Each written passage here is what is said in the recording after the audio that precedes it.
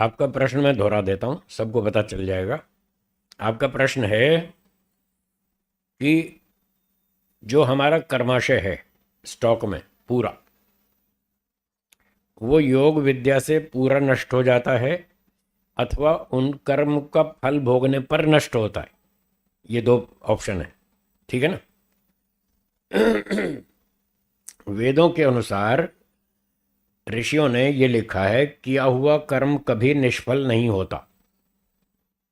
एक तो सत्यार्थ प्रकाश के चौथे समोल्लास में ये बात लिखी है, किया हुआ कर्म कभी निष्फल नहीं होता, जल्दी व देर से कभी न कभी फल देता ही है।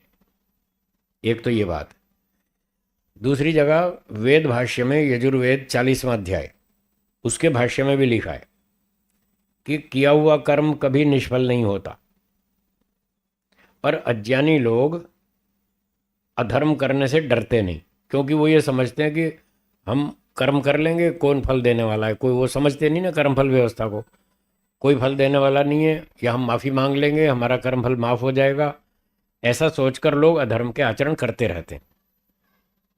पर वेदों का ये सिद्धांत है, बिना फल दिए कोई कर्म नष्ट नहीं होगा। तो जो लोग गीता के नाम से बोलें या किसी भी नाम से बोलें कि योग से समाधि से सारे कर्म नष्ट हो जाते हैं, वो झूठ है, बिल्कुल गलत है। बिना भोगे कोई भी कर्म नष्ट नहीं होगा। क्यों नहीं होगा, उसका तर्क वो और सुन लीजिए। ईश्वर न्यायकारी है या अन्यायकारी? न्यायकारी। वो हमारे कर्मों का फल देता है या नहीं देता? देता है। तो जब वो न्यायकारी है तो कर्म करने पर फल न दिया जाए, कर्म करने पर भी उसका फल न दिया जाए, तो क्या ये न्याय होगा या अन्याय? अन्याय होगा। तो यदि कोई योग समाधि लगा के अपने पिछले 10 लाख कर्म थे, उनका फल भोगे बिना ही उससे नष्ट कर दे, तो क्या ईश्वर न्यायकारी माना जाएगा? इसलिए हम कह रहे हैं कि यदि कर्म का फल नहीं भोगा और बिना भोगे कर्म नष्ट हो गया, तो ये अन्याय होगा। और ये जो नष्ट होगा, वो योगी नष्ट करेगा या ईश्वर नष्ट करेगा? कौन नष्ट करेगा? ईश्वर। तो बिना फल दिए कर्म को माफ कर देना या खत्म कर देना, ये तो अन्याय है। और आप कह रहे हैं ईश्वर करेगा। ईश्वर तो अन्यायकारी है नहीं, इसलिए वो नष्ट नहीं करेगा। दूसरी बात, जो लोग ये कहते हैं सारे कर्म नष्ट हो जाएंगे और फिर मोक्ष में जाएगा, तो एक तो पहले यहाँ ईश्वर अन्यायकारी, मोक्ष में जाते समय अन्यायकारी बनेगा कि बिना फल दिए कर्म नष्ट कर दिए। अब उसका कर्म का बैलेंस हो गया जीरो। जब मुक्ति से वापस लौटेगा संसार में, अब बैलेंस तो जीरो है। तो बिना कर्म के ईश्वर उसको पहला शरीर देगा। बिना कर्म के फल देना, क्या ये न्याय है? तब भी ईश्वर अन्यायकारी बनेगा। 2 बार ईश्वर अन्यायकारी बनेगा अगर ये माना जाए कि सारे कर्म नष्ट हो जाते हैं। ऐसा मानने पर 2 बार ईश्वर अन्यायकारी बनेगा, मोक्ष में जाते समय भी और जब आत्मा लौटेगा तब भी। अब बताओ, आप ईश्वर को अन्यायकारी मानने के लिए तैयार हैं क्या? इसलिए मैं कह रहा हूँ वो बात झूठ है। सारे कर्म कभी भी नष्ट नहीं होते, ऐसा कहीं भी शास्त्रों में नहीं लिखा है। और जहाँ लिखा है तो लोग उसको ठीक से समझते नहीं, वो भ्रांति में है। वहाँ ये तात्पर्य है, क्षीयन्ते चास्य कर्माणि, ये वाक्य है उपनिषद का, क्षीयन्ते चास्य कर्माणि तस्मिन् दृष्टे परावरे। यहाँ से लोगों को भ्रांति हुई कि सर्वकर्माणि सर्वाणि कर्माणि क्षीयन्ते, सारे कर्म खत्म हो जाते हैं। ये उनको भ्रांति है। इस वाक्य का ठीक अर्थ ये है कि जब व्यक्ति को तत्वज्ञान हो जाता है, अभी मैंने कहा था थोड़ी देर पहले कि वो जानबूझकर कोई भी गलती नहीं करता। अनजाने में तो होते रहते हैं, जानबूझकर गलती नहीं करता। तो इसका अर्थ है कि क्षीयन्ते चास्य कर्माणि, उसके बुरे काम सब खत्म हो जाते हैं, अर्थात भविष्य में वो बुरे काम नहीं करता, सारे बुरे काम छोड़ देता है, सब अच्छे ही करता है। 100 में से 100 अच्छे करता है, सोच समझ के प्लानिंग से करता है, योजनाबद्ध ज्ञानपूर्वक अच्छे काम करता है, तो उसके बुरे काम खत्म हो गए। इसका ये तात्पर्य है, न कि भूतकाल वाले खत्म हो गए, वो खत्म नहीं होते, वो तो फल देकर ही खत्म होंगे। बिना फल दिए कोई कर्म नष्ट नहीं होता। तो मैंने आपको 2-3 प्रमाण सुना दिए, तर्क भी सुना दिया। इसलिए ये बात सिद्धांत की है वेदों के अनुसार। हाँ जी, और कोई प्रश्न बोलिए। हाँ जी। हम्म। हाँ, परमाणु रहित है, ठीक है, ठीक है, ठीक है, ठीक है।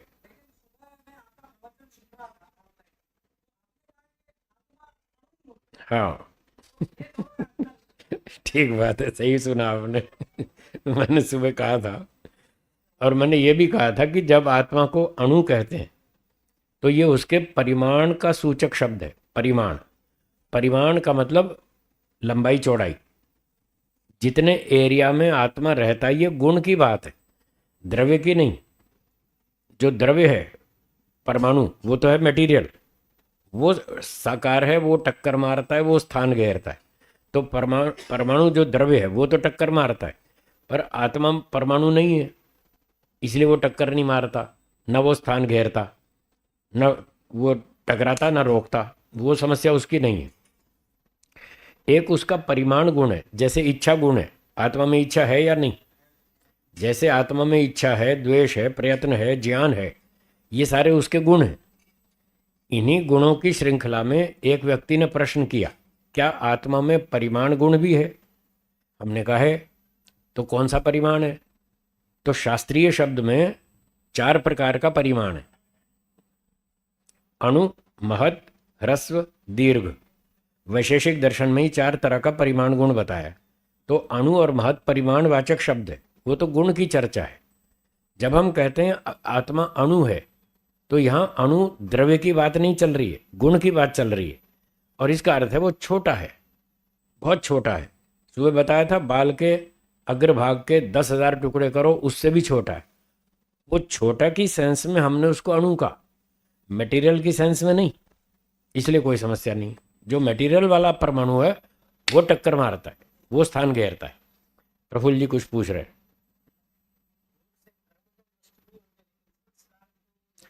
ये ठीक है आपकी बात।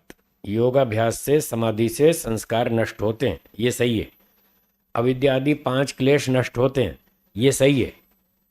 कर्म नष्ट नहीं होते, कर्म अलग चीज़ है, संस्कार अलग चीज़ है। मोक्ष की शर्त ही ये है, जब तक आपके 5 क्लेश नष्ट नहीं होंगे और उन क्लेशों से जो संस्कार उत्पन्न होते हैं, वो क्लेशों वाले संस्कार जब तक नष्ट नहीं होंगे तब तक मोक्ष नहीं होगा। तो क्लेश और संस्कार नष्ट होते हैं, ये ठीक है, पर कर्म इससे अलग चीज़ है। वो नष्ट नहीं होते समाधि लगाने से, कुछ भी कर लेने से, वो तो भोगने से ही नष्ट होंगे। जी। दोनों बातें, दोनों बातें। एक कॉपी यहाँ रहती है आत्मा के साथ, एक ईश्वर के ज्ञान में रहती है, कोई समस्या नहीं। ठीक है।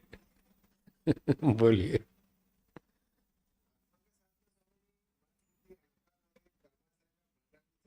हम्म।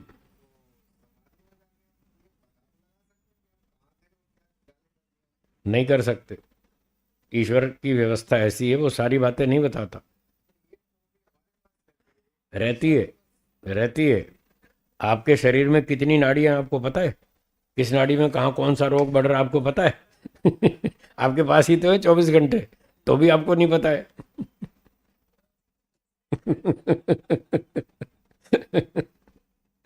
तो हमें सब कुछ नहीं पता है। नहीं जान सकते हम, बोलिए। हाँ जी, हाँ जी, सुनो। हाँ जी, हाँ जी, हाँ जी। खत्म हो गए होंगे। 42-40 साल से यजमानों के यहाँ रोटी खा रहा हूँ, अब तक तो पिछला बैलेंस 0 हो गया होगा।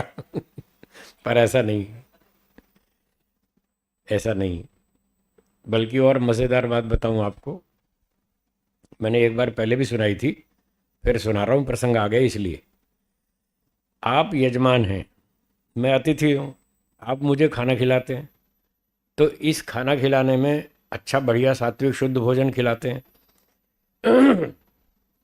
इस भोजन खिलाने में आपको तो पुण्य मिलता ही है, ठीक है ना, ये तो क्लियर है। पर मैं जब आपके यहाँ खाना खाता हूँ तब उसमें उसमें भी मुझे भी पुण्य मिलता है। खाना खाने में भी पुण्य मिलता है। यही विचित्र बात है, खिलाने वाले को भी मिलता है, खाने वाले को भी मिलता है। इसलिए मैं क्या कहता हूँ, खाने के बाद मैं कहता हूँ अच्छा जी बहुत बहुत धन्यवाद, हैं माता जी धन्यवाद, आपने बहुत अच्छा भोजन खिलाया। तो लोग क्या उत्तर देते हैं, गुरु जी आप हमारे घर पधारे, हमारा भोजन स्वीकार किया, इसके लिए आपको भी धन्यवाद। तो मैंने, मुझे भी तो कुछ पुण्य मिलेगा ना। तो शुभ कर्म में जितने भी लोग सहयोगी होते हैं, सहभागी होते हैं, उनको सबको पुण्य मिलता है। और बुरे काम में जितने लोग साथी होते हैं, उनको सबको दंड मिलता है। सारे अपराधी हैं वो। महर्षि मनु जी ने 8 प्रकार के हिंसक लिखे हैं, मनुस्मृति पढ़ लीजिए। हिंसा करने वाला, उसकी अनुमति देने वाला, उसको मारने वाला, काटने वाला, बेचने वाला, खरीदने वाला, परोसने वाला, पकाने वाला, सारे अपराधी। तो ऐसे कोई यज्ञ कर्म करे तो उसमें जितने लोगों ने योगदान किया सबको पुण्य मिलेगा। अतिथि को भोजन खिलाना पुण्य कर्म है, तो इसमें जितने लोग सहयोग करेंगे सबको पुण्य मिलेगा। अगर मैं आपका भोजन खाऊं नहीं तो आपका पुण्य कैसे बनेगा? आप भोजन रख दें सामने और मैं खाऊं ही नहीं, तो जब तक मैं खाऊंगा नहीं तब तक आपका पुण्य बनेगा नहीं। तो आपका पुण्य बनाने में मैंने सहयोग किया ना, तो फिर मुझे भी तो कुछ मिलेगा। इसलिए मेरा बैलेंस खाली नहीं होगा, वो तो बनेगा बल्कि और बढ़ेगा। पुण्य और बढ़ेगा। हाँ जी बोलिए। फिर पाप लगेगा। जबरदस्ती खिलाओगे तो पाप लगेगा, क्योंकि वो निषिद्ध कर्म है। निषिद्ध कर्म करोगे तो पाप लगेगा। जबरदस्ती खिलाने का विधान नहीं है।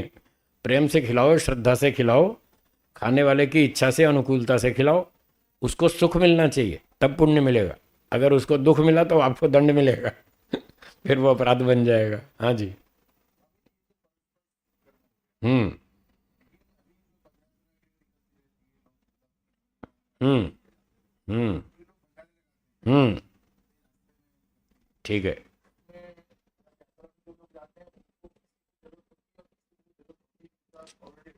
ठीक है। हम्म।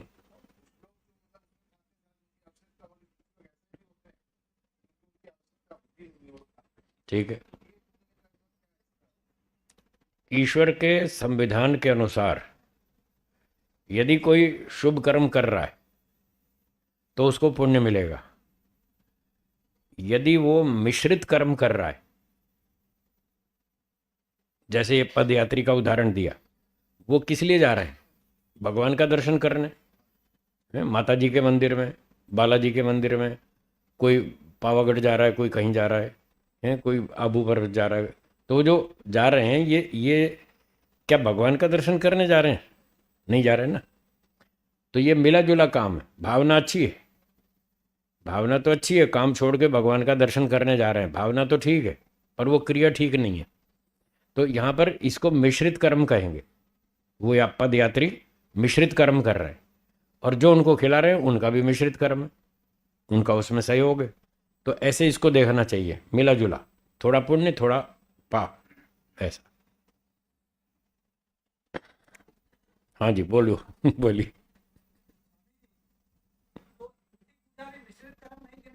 हाँ जी, मिश्रित है। इसलिए कहा है कि इसमें पुण्य का अंश कम है और पाप का अंश ज्यादा है, इसलिए उन्होंने ऐसा कह दिया। बाकी थोड़ा तो भावना तो अच्छी है ना, भावना तो अच्छी है तो उतना तो अच्छा मानना पड़ेगा। अब भावना है 10-20% और क्रिया है 80% खराब, तो अच्छाई 10-20% है, बुराई 80% है। इसलिए उन्होंने बुराई की प्रधानता को देखते हुए उसको कह दिया बुरा काम है, क्योंकि इससे इससे झूठ का प्रचार बहुत अधिक हुआ और अब भी हो रहा है, इसलिए उन्होंने इस एंगल से कह दिया।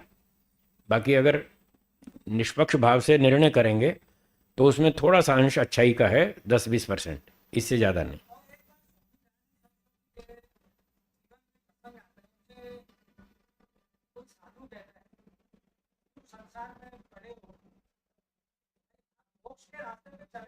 हम्म।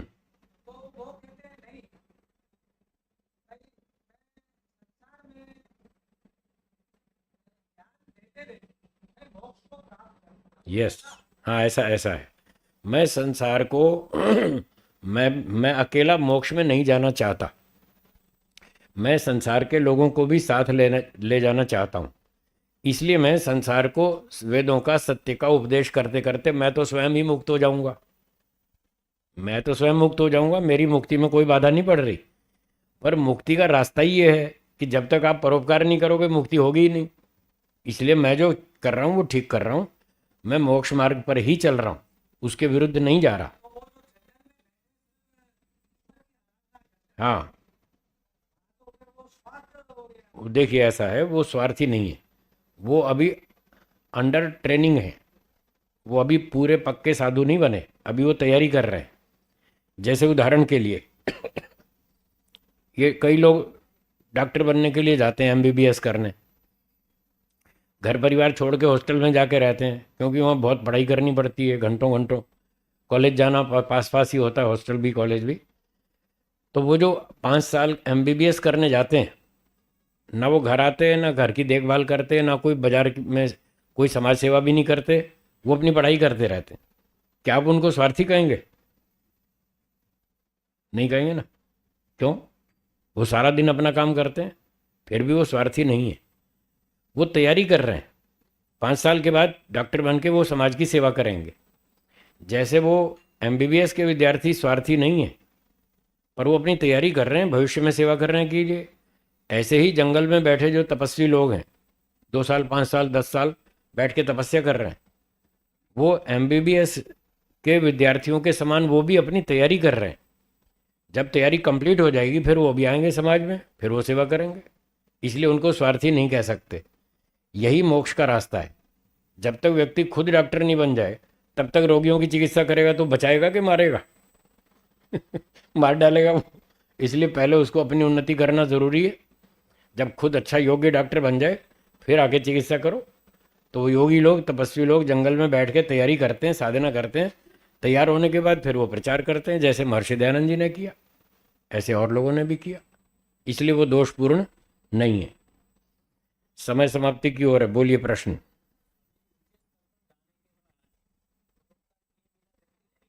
बिल्कुल नहीं रह सकता। एक डॉक्टर ने डिग्री प्राप्त कर ली कंप्लीट, और सामने 10 रोगी तड़प रहे हैं, वो चुपचाप बैठा रहेगा?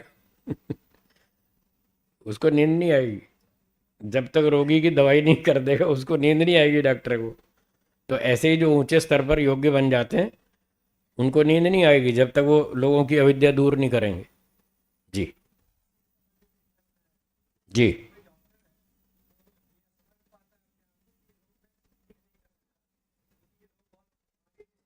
ठीक है।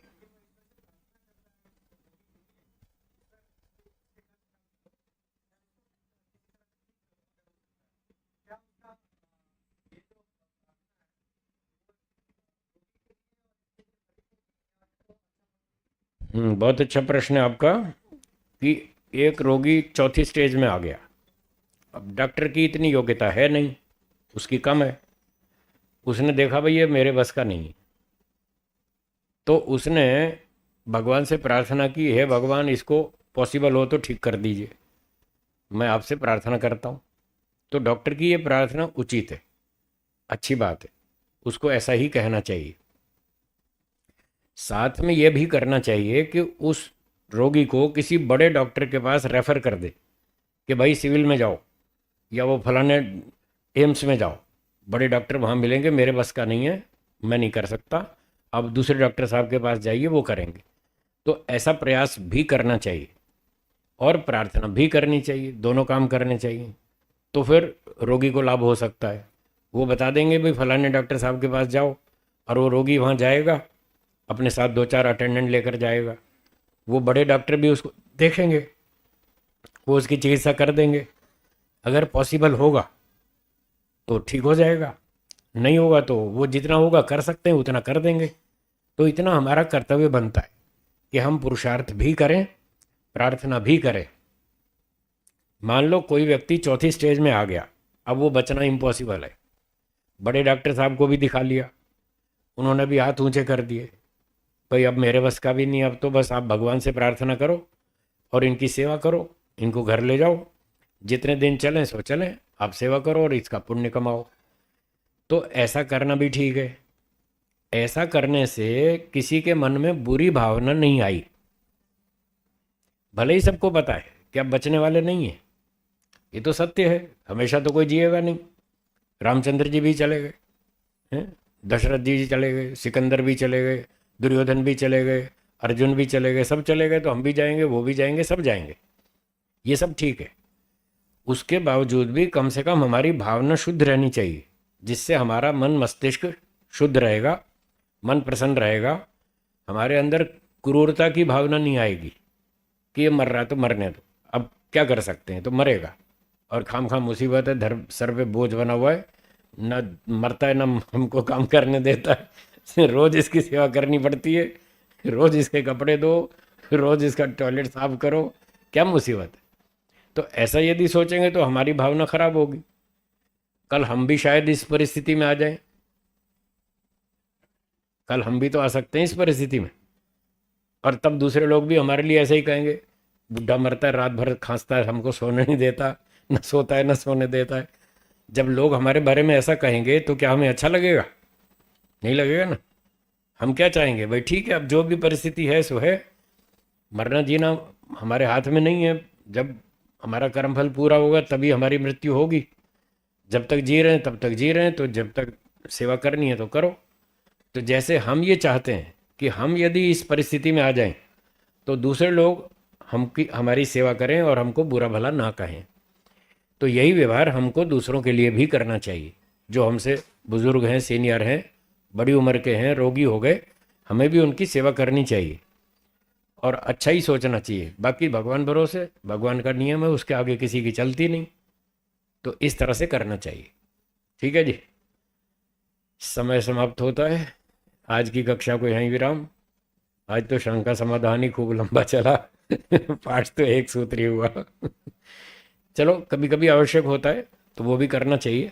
बहुत सारी भ्रांतियां दूर हो जाती हैं, बहुत से संशय दूर हो जाते हैं, उससे बहुत सारा लाभ होता है। बोलिए। मेरी घड़ी में 8 बजे पूरे, ठीक 8 बजे, 8:05 नहीं, ये घड़ी आगे, ये घड़ी आगे, तो मैंने समय पर छोड़ दिया, आगे की सूचना सुन